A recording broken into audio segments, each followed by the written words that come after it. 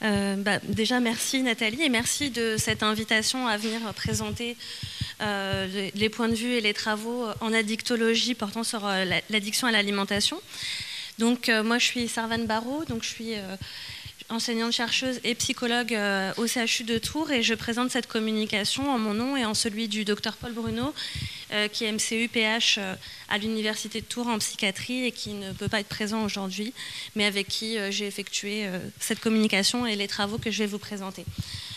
Donc voilà, nos spécialités respectives tournent autour de l'addictologie et plus précisément autour de ce qu'on appelle les addictions comportementales, c'est-à-dire les addictions qui tournent qui concernent non pas un produit type l'alcool, la cigarette ou autre substance, mais plutôt des comportements, c'est-à-dire le fait de jouer, le fait d'avoir des rapports sexuels, le fait de manger. Et donc voilà, aujourd'hui, je vais vous présenter déjà de manière un peu globale le contexte théorique qui s'intéresse à l'addiction à l'alimentation et puis la recherche qu'on mène avec le docteur Bruno et d'autres praticiens hospitaliers donc, du CHU de Tours. Et c'est une recherche qui est financée par la MSH du Val-de-Loire. Donc déjà, je n'ai pas pu résister, vu le lieu dans lequel nous nous trouvons et la ville dans laquelle nous nous trouvons, par commencer mon propos par deux citations qui sont issues de Gargantua, de François Rabelais. L'idée ici, c'est de parler aussi de la question du plaisir. Et justement, en addictologie, c'est une question qu'on connaît, puisque on considère que le plaisir, c'est un des socles aussi de l'addiction. C'est-à-dire que l'addiction, c'est la répétition mal adapté, pathologique d'un comportement, mais un comportement qu'on exerce parce qu'il nous procure du plaisir, en tout cas au moins au début. Donc voilà, je vous laisse prendre connaissance de ces citations de François Rabelais, et nous on va plutôt parler de plaisir, de passion et d'addiction. Donc une première question qu'on peut se poser, notamment concernant l'alimentation, c'est à quel moment on est dans ce qu'on pourrait appeler la passion. On a le droit d'aimer manger, d'aimer bien manger, d'aimer même beaucoup manger. Et à quel moment on est plutôt dans quelque chose qui est addictif, sachant que la passion est quelque chose qui relève du champ du normal, même si ce mot il est un peu complexe à appréhender. Et l'addiction relève plutôt de la pathologie. Donc évidemment, la frontière, elle est très difficile à établir et on le voit bien même dans nos pratiques en addicto. Et on reçoit parfois des patients qui viennent nous dire qu'ils ont des addictions qui en fait ont parfois plutôt des passions très poussées pour un objet ou pour un autre. Donc la frontière, elle est vraiment pas claire à appréhender et elle est assez complexe entre passion et addiction, et notamment parce qu'on retrouve un élément commun qui est essentiel entre ces deux notions, c'est la notion de plaisir. Quand on est passionné par quelque chose, on y prend du plaisir. Quand on est addict à quelque chose, on y prend également du plaisir. Donc, où se situe la frontière ? Moi, j'ai tendance à... Enfin, quand je dis moi, on a tendance à situer une frontière assez simple, c'est celle de la souffrance.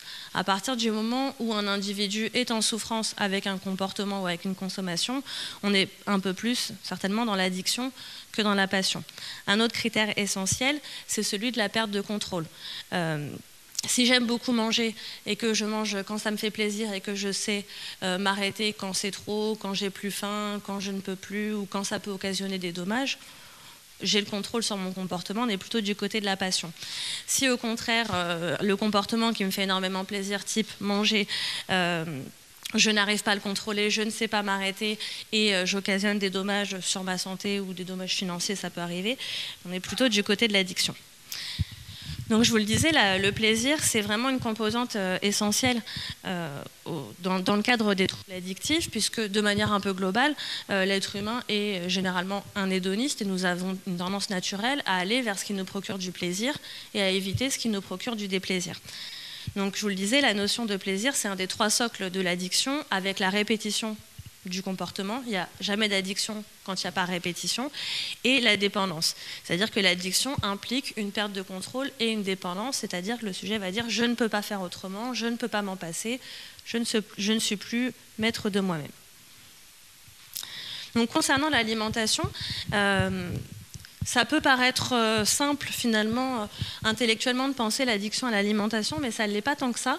C'est une addiction qui n'est pas reconnue dans les classifications internationales et qui fait beaucoup débat, avec un certain nombre d'auteurs qui pensent que ça existe, un certain nombre d'auteurs qui pensent que ça n'existe pas. Parmi ceux qui pensent que ça existe, certains pensent que c'est une addiction à substance, la nourriture, pardon. La boulimie n'est pas une addiction, c'est un trouble du comportement alimentaire.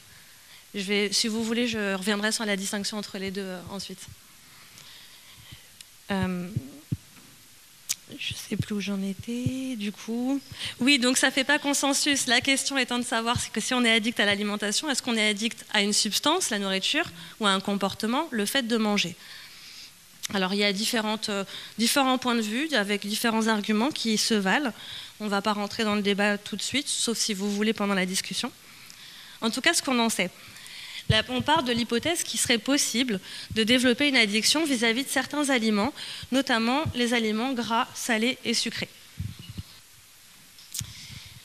L'addiction va être applicable à ces aliments parce qu'on va observer chez un certain nombre de personnes, de patients, une perte de contrôle, c'est-à-dire que l'incapacité à maîtriser sa prise alimentaire, éventuellement des dommages qui sont assez souvent des dommages somatiques, mais qui peuvent être aussi des dommages financiers. On a déjà vu des patients qui venaient nous voir et qui nous disaient qu'ils dépensaient beaucoup d'argent, trop d'argent par rapport à ce qu'ils pouvaient se permettre dans la nourriture. Et surtout la poursuite malgré ces dommages. Ça, c'est un signe important qui permet de caractériser aussi une addiction. Pardon. Donc ce concept d'addiction à l'alimentation, il a d'abord été proposé aux États-Unis, et notamment pour penser la question de l'obésité massive, qui est quand même une préoccupation de santé publique majeure aux États-Unis, mais aussi chez nous, moins, mais quand même. Et en fait, ce n'est pas une idée si nouvelle que ça, puisque le premier à en parler, c'est Randolph, en 1956, qui va évoquer l'idée que certains aliments auraient un potentiel addictif.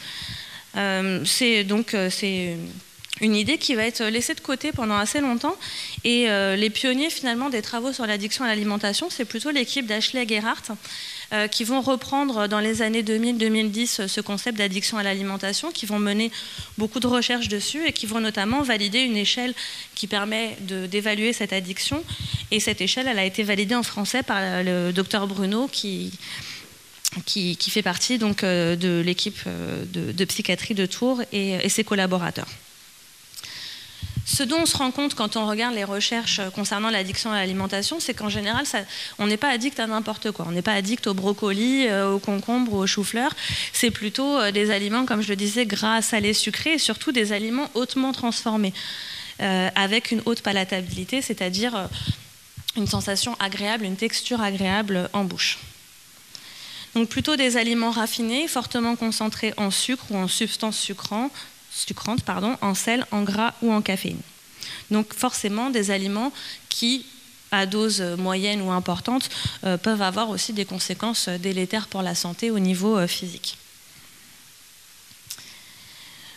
Ce dont on se rend compte aussi, c'est que chez les sujets qui ont une addiction à l'alimentation, il y a des similarités neuronales avec les sujets qui ont une addiction à une substance. Parce qu'un des grands enjeux aussi théoriques et épistémologiques de toutes ces recherches sur l'addiction à l'alimentation, c'est de pouvoir répondre à la question, est-ce que c'est vraiment une addiction ? Est-ce que vraiment ça rentre dans le champ de ce qu'on connaît des conduites addictives ? C'est aussi un écueil important en addictologie de ne pas non plus faire rentrer tout et n'importe quoi dans le champ des conduites addictives. C'est aussi l'addiction, je fais une toute petite parenthèse, c'est aussi un terme qu'on utilise très volontiers dans le grand public, dans la population générale, un peu à tort et à travers, et qui correspond en médecine, en psychologie, à une réalité clinique qui est complexe. Et donc, on n'a pas grand intérêt à laisser rentrer comme ça, incidemment, dans le champ des addictions, toute substance et tout comportement. Donc ici, l'alimentation, il y a des enjeux importants aussi à considérer qu'il s'agit d'une addiction ou qu'il ne s'agit pas d'une addiction. Et donc un argument de poids, c'est vraiment ces similarités en termes de fonctionnement cérébral chez les sujets addicts à l'alimentation et addicts à une substance. On voit qu'il se passe des choses très similaires, et notamment en termes d'activation du circuit de la récompense. Donc ces différences d'activation, elles jouent un rôle dans la désinhibition, donc le fait notamment autour du contrôle du comportement alimentaire, mais aussi dans la satiété, donc le sentiment de n'avoir plus faim, et le craving qui est un terme qu'on connaît bien en addicto, qui est intraduisible en français, donc on l'utilise tel quel, mais qui correspond à une envie irrépressible, incontrôlable de consommer une substance ou d'effectuer un comportement, qui est un critère vraiment central pour évaluer, diagnostiquer une addiction. Donc l'addiction à l'alimentation, ce serait quand même 5 à 10% d'individus en population non clinique. On mène actuellement des recherches en population clinique, notamment en population psychiatrique, chez les patients notamment schizophrènes, pour savoir s'ils seraient plus vulnérables à développer une addiction à l'alimentation. Mais déjà en population non clinique, c'est une prévalence qui est vraiment importante. Si on compare avec l'addiction au jeu, par exemple, l'addiction au jeu, c'est à peu près 2% de la population générale. Là, on est entre 5 et 10. Et plus préoccupant, 7% chez les enfants. Alors qu'on a assez peu de troubles addictifs chez les enfants, en général. Et concrètement, l'alimentation est quelque chose qu'on va pouvoir retrouver dans cette population. Non, c'est des études américaines. On n'a aucune étude de prévalence en Europe. Donc ça, c'est les données américaines de l'équipe d'Ashley Gerhardt. Et contrairement à un très grand nombre d'addictions, on va retrouver, en termes d'épidémiologie, une prévalence extrêmement importante, une représentation extrêmement importante des femmes dans cette addiction. Quand on regarde les consommations de substances, les jeux de hasard et d'argent, l'addiction sexuelle, on a une prévalence qui est plutôt, une représentation qui est plutôt fortement masculine, et ici c'est plutôt les femmes. Toujours dans les travaux de Gerhardt et collaborateurs, c'est 70 à 76% de femmes qui sont addicts parmi les addicts à l'alimentation. Donc une spécificité très importante, avec une question aussi, la répartition, une question qui serait plutôt sociologique, du choix d'objets d'addiction en fonction du genre et de la société. Et on retrouve des liens, et ça je vais être amenée à en reparler quand je vous présenterai les résultats de nos études, avec l'impulsivité, mais aussi avec ce qu'on appelle l'alimentation émotionnelle. Ça c'est une notion qui est très importante en clinique notamment. L'alimentation émotionnelle n'est pas quelque chose de pathologique, mais c'est un fonctionnement qui correspond au fait d'avoir recours à la nourriture pour réguler des émotions. Voilà, je suis un petit peu stressée, je vais aller grignoter un petit peu, ça va me déstresser. Ou alors, je suis très content, j'ai une très bonne nouvelle, je vais manger quelque chose de sympa pour fêter ça. Donc le lien entre la prise alimentaire et les émotions. Donc actuellement, on travaille donc sur l'addiction à l'alimentation chez une population spécifique et une population souffrant d'obésité. Et on s'intéresse donc au lien entre addiction, obésité et comorbidité psychiatrique, avec une hypothèse en tête qui est celle du transfert d'addiction. Donc c'est un projet qui est assez large, qui inclut un très grand nombre de personnes et d'équipes. Donc c'est dans le cadre du pôle alimentation. Donc il y a ça rassemble des cliniciens en psychologie, en psychiatrie, en addictologie, mais aussi en nutrition. Donc notamment l'équipe du professeur Ducluseau et l'équipe du docteur Bruno à l'INSERM. Donc je vais commencer par vous parler très rapidement. Alors j'avais prévu 30 minutes, mais j'ai appris que c'était 20, donc je vais aller vite sur certaines notions. Donc très rapidement, l'obésité, donc vous le savez, c'est une problématique de santé publique, et surtout c'est une pathologie qui est multifactorielle, qu'on ne peut pas réduire à un type de facteur, et qui, pour une même personne, il y a souvent l'interaction de plusieurs facteurs qui rentrent en compte. Donc en France, selon l'étude Aubé-Piroche, ce serait à peu près 15% d'obèses, qui est quand même beaucoup, avec une évolution surtout constante de la prévalence de l'obésité au fil des années. Et donc une des questions qu'on se pose, c'est parmi ces patients obèses, est-ce qu'une partie d'entre eux pourrait souffrir d'addiction? Et donc le domaine d'intervention qui nous permet aussi d'avoir un accès à un certain nombre de patients obèses, c'est celui de la chirurgie de l'obésité. Donc très rapidement, la chirurgie de l'obésité, elle est indiquée quand les patients ont un IMC supérieur à 40 kg par mètre cube ou 35 quand il y a des comorbidités type diabète ou arthropathie. Et elle est toujours indiquée en seconde intention, c'est-à-dire que la chirurgie bariatrique, elle n'intervient qu'après échec d'un traitement médical, nutritionnel, diététique et psychothérapeutique, c'est-à-dire que c'est vraiment c'est un dernier recours, c'est pas quelque chose de systématique. et toujours en l'absence d'une perte de poids suffisante. Les patients doivent être bien informés, avoir fait un certain nombre d'évaluations préopératoires qui sont obligatoires et qui sont nécessaires pour avoir le feu vert pour faire cette chirurgie. Et notamment, c'est ce qui nous intéresse, une évaluation psychologique et psychiatrique qui comprend notamment l'évaluation de comorbidité addictologique. Le patient doit être d'accord pour un suivi médical à long terme et par être pris en charge par des équipes pluridisciplinaires. Donc l'intérêt d'une évaluation addictologique, il est grand. Déjà parce que dans les contre-indications, on trouve les troubles du comportement alimentaire, mais aussi les addictions.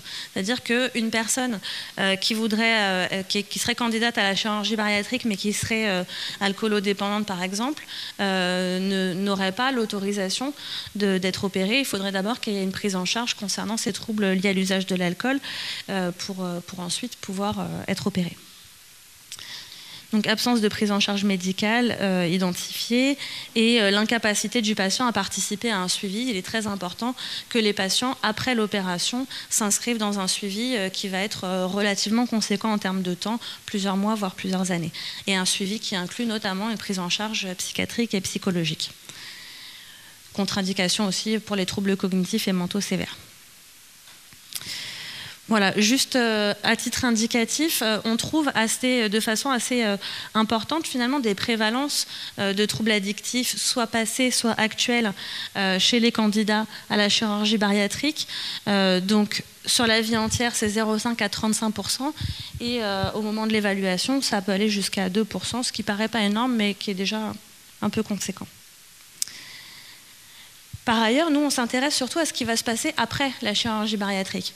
Et ce qui nous intéresse, c'est beaucoup d'études qui montrent que la prévalence de certaines addictions va augmenter après la chirurgie, notamment l'alcool qui va augmenter parfois jusqu'à 10%. Et aussi le cannabis, c'est-à-dire que les patients viennent, se font opérer, perdent du poids et ensuite développent ou majorent des addictions à l'alcool ou au cannabis. Un certain nombre de patients, pas systématiquement. Donc la première question, pourquoi? Déjà, l'opération en soi modifie leur façon, au niveau physiologique, leur façon de digérer, d'absorber les aliments et les nutriments. Et par ailleurs, on se rend compte qu'il y a des facteurs de vulnérabilité communs, notamment entre certaines caractéristiques liées à l'obésité et certaines addictions. Et donc la question qui nous anime, c'est est-ce qu'il est possible qu'il puisse y avoir un transfert de dépendance, c'est-à-dire que ces patients soient dépendants à quelque chose, disons par exemple au hasard à l'alimentation, et après l'opération, transfèrent leur dépendance sur un autre produit. C'est beaucoup là-dessus qu'on travaille. Donc, on évalue de façon systématique les addictions chez les patients obèses parce que les addictions déjà sont plus fréquentes qu'en population générale et surtout, ils peuvent être des facteurs de risque d'évolution péjorative, notamment en termes de perte de poids, de qualité de vie, mais aussi d'observance au long cours de la prise en charge. Et évidemment, elles sont des contre-indications potentielles à la chirurgie. Donc, les objectifs de la chirurgie, ça va être déjà une perte de poids durable. Première chose, on se rend compte sur les suivis à moyen et long terme qu'un patient sur 5 ne perd pas le poids attendu. Autre objectif, améliorer la qualité de vie et améliorer les comorbidités somatiques, notamment le diabète et l'hypertension. Et donc, on se demande quels sont les prédicteurs d'évolution post-opératoire, les prédicteurs péjoratifs, ce qui va faire qu'on aura une mauvaise évolution après l'opération, ou au contraire, les prédicteurs positifs, ce qui vont faire qu'on va avoir une bonne évolution après chirurgie. Donc en termes de prise en charge, excusez-moi, il y a un problème ici. Voilà. En termes de prise en charge, ce qui est un peu dans l'actualité, c'est plutôt une prise en charge de type biopsychosocial, donc une prise en charge pluridisciplinaire impliquant à la fois la prise en compte de facteurs biologiques, sociaux et psychologiques. Donc au niveau biologique, c'est plutôt autour de la question des modulateurs des systèmes de la récompense et éventuellement de la substitution. Je ne vais pas m'attarder là-dessus, ce n'est pas vraiment mon domaine. Au niveau social, la prévention, la réduction des risques et surtout travailler sur la place de l'environnement du patient et de la place du patient dans la société. Et au niveau psychologique, on va proposer des entretiens motivationnels, des psychothérapies individuelles et éventuellement des groupes de patients. toute action de prise en charge est à adapter en fonction de la motivation et de l'objectif du patient. Et une question, et j'y arrive justement, c'est celle des transitions entre addictions. C'est-à-dire que se contenter de travailler sur la question du poids, sur la question du rapport à l'alimentation, c'est déjà une bonne chose, mais ce n'est pas suffisant. Il va falloir aussi s'intéresser à l'évolution de certaines consommations ou de certains comportements pour évaluer s'ils ne prennent pas une dimension problématique ou excessive, causant des dommages chez l'individu. Donc le projet sur lequel nous travaillons vise à étudier l'addiction à l'alimentation chez les patients obèses, mais dans une perspective longitudinale. C'est-à-dire qu'on veut savoir comment ils sont avant l'opération, comment ils sont juste après, et comment ils sont à différents temps éloignés, à 6 mois, à 1 an et demi, à 2 ans, etc. L'idée aussi, c'est d'aborder d'une manière un peu nouvelle ces patients pour lesquels la chirurgie est considérée comme un échec. Il y a cette idée un peu sous-jacente, très grossière et très rapide dans la population générale, selon laquelle l'obésité serait liée à l'absence de contrôle de la prise alimentaire. Et en fait, vous allez voir que dans beaucoup de cas, c'est pas ça. Donc l'idée, c'est d'investiguer le lien entre cette addiction à l'alimentation et le devenir des patients qui sont opérés d'une chirurgie de l'obésité. Donc pour cela, nous incluons tous les patients obèses qui consultent avant ou après une chirurgie d'obésité dans le service de médecine interne nutrition, qui est le service du professeur Ducluseau et du professeur Deluca.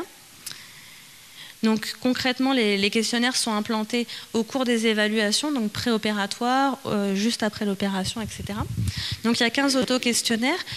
Donc on évalue un certain nombre de caractéristiques avant chirurgie, puis tous les ans au cours du suivi post-opératoire. Donc on profite de ces moments où les patients reviennent pour leur suivi, pour voir le médecin, pour voir le psychiatre ou le psychologue, pour leur reproposer les questionnaires. Donc, un certain nombre de mesures que je ne vais pas toutes détailler. On va regarder l'évolution pondérale, l'obésité et l'IMC, les pathologies somatiques associées et leur évolution. Au niveau addictologique, on va évaluer donc l'addiction à l'alimentation, mais aussi l'addiction aux autres substances psychoactives. Et au niveau psychologique, on va étudier différentes variables qui sont connues comme des facteurs de risque psychologiques et psychiatriques des addictions, notamment la dépression, les troubles du comportement alimentaire, certaines caractéristiques de personnalité. Donc aujourd'hui, l'implantation des questionnaires est effective. Alors, je n'ai pas de mise à jour des chiffres, mais l'année dernière, à peu près à la même période, on avait 670 patients inclus dont le suivi était toujours en cours. En juin 2018, l'année dernière, on a fait une première analyse des résultats que je vais vous présenter, avec l'implication notamment d'une étudiante de Master 1, Céline Perronin, qui effectue cette année son Master 2, toujours sur le même sujet. Et donc aujourd'hui, on travaille toujours au recueil des données, on est toujours en train d'alimenter la base de données. C'est un travail long et fastidieux de recueil et de création de base. Donc les premiers résultats, donc en voilà un premier aperçu. Donc ici, il s'agit de comparer l'évolution pré-opératoire et post-opératoire des scores d'addiction. Donc AAA, c'est l'addiction AA, c'est l'addiction à l'alimentation. Et donc on voit qu'en préopératoire, on a une prévalence qui est relativement importante à T0 d'addiction à l'alimentation qui diminue très significativement, qui diminue très significativement à 1 an après l'opération et 2 ans après l'opération. Donc on voit qu'il y avait un certain nombre de patients qui, préalablement à l'opération, présentaient une addiction à l'alimentation et que ce taux a très très fortement diminué pour une raison relativement simple, c'est qu'après l'opération, ils n'ont tout simplement plus la possibilité d'avoir recours à la nourriture ou de manger comme ils pouvaient le faire avant. En revanche, ce qu'on observe, c'est une augmentation assez significative de la consommation de tabac.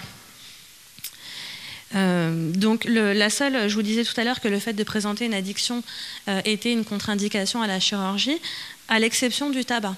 Ce qui est assez étonnant parce qu'en fait on se rend compte que le tabac a une implication très importante ensuite dans déjà la qualité de vie, mais aussi tout simplement la, pardon, je cherche le mot, pas la cicatrisation, mais en tout cas la façon dont le patient se remet de l'opération. Et pourtant, le tabac n'est pas une contre-indication majeure à la chirurgie. Ce qu'on voit donc, c'est que les patients tendent à fumer significativement plus après l'opération et qu'à T0, on n'a pas de troubles liés à l'usage de l'alcool puisque c'est une contre-indication. Par contre, 1 an après et 2 ans après, on a une nette apparition des troubles liés à la consommation d'alcool.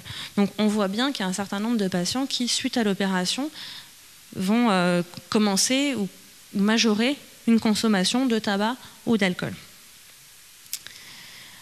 Par ailleurs, on s'est aussi intéressé aux dimensions et traits de personnalité qui sont associés à l'addiction à l'alimentation. J'ai oublié de le dire, mais concrètement, en préopératoire, la prévalence de l'addiction à l'alimentation, c'était 20-25% maximum des patients. C'est-à-dire qu'il n'y en a que 1 sur 5, 1 sur 4 à peu près, qui a une addiction à l'alimentation. Pour les autres, ils ont un rapport qui n'est pas du tout pathologique à la nourriture. Donc ce qu'on trouve, c'est une impulsivité importante chez ces patients. Ça aussi, c'est quelque chose d'assez intéressant au niveau addicto parce que ces taux élevés d'impulsivité, on les retrouve assez globalement chez les patients addicts, quel que soit le type d'addiction. On va retrouver un trait de personnalité qui s'appelle la conscience qui va être relativement bas, ce qui corrobore bien aussi une dimension impulsive haute. Et par ailleurs, on va trouver un névrosisme assez bas chez ces patients. Ça, c'est quelque chose d'intéressant parce qu'au contraire, en général, on trouve l'inverse. Chez les patients addicts, on va trouver plutôt un névrosisme élevé. Le névrosisme étant un trait de personnalité qui se caractérise par la tendance à éprouver des sentiments négatifs, de l'anxiété, de la dépression. Donc souvent, chez ces patients, on va trouver plutôt chez les patients addicts, on va trouver plutôt un névrosisme élevé. Et une des hypothèses qu'on pourrait avoir, c'est que leur névrosisme pourrait être bas parce que justement, la nourriture leur sert à réguler toutes ces émotions négatives et par conséquent, ils les ressentent moins. Donc ça nous amène donc à cette fameuse hypothèse de l'alimentation émotionnelle, c'est-à-dire l'alimentation non pas comme moyen de vivre, parce que manger c'est un besoin primaire, mais plutôt comme avec une fonction secondaire, donc celle de réguler des émotions, et notamment des émotions négatives. Donc avec un rôle de régulation des émotions qui du coup, ça pourrait paraître adapté, mais finalement ça ne l'est pas tant que ça, puisque l'idée ce serait plutôt d'avoir des processus des stratégies, des processus de régulation émotionnelle qui sont internes, des stratégies psychologiques de régulation des émotions qui fonctionnent bien, plutôt que d'avoir recours à un comportement externe, ici manger, pour réguler ces émotions. Et c'est particulièrement intéressant, encore une fois, au niveau addicto, puisque ce rôle de régulation des émotions à travers la perpétuation d'une conduite, que ce soit consommer un produit ou perpétuer un comportement addictif, c'est un peu un sous-basement commun aux différentes addictions, dont l'addiction à l'alimentation. Voilà, je vous remercie de votre attention.